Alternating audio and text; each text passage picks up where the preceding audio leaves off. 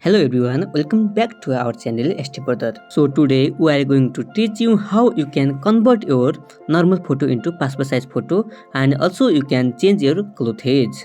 Open the Chrome and search Cutout Pro Passport and click here and click on upload image. Upload your photo from your gallery.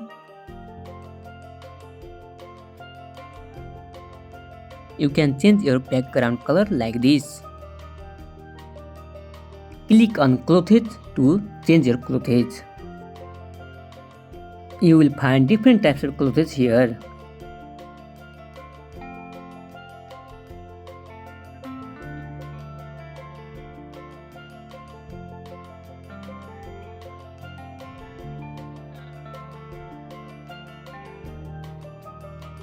After choosing clothes, click on Done.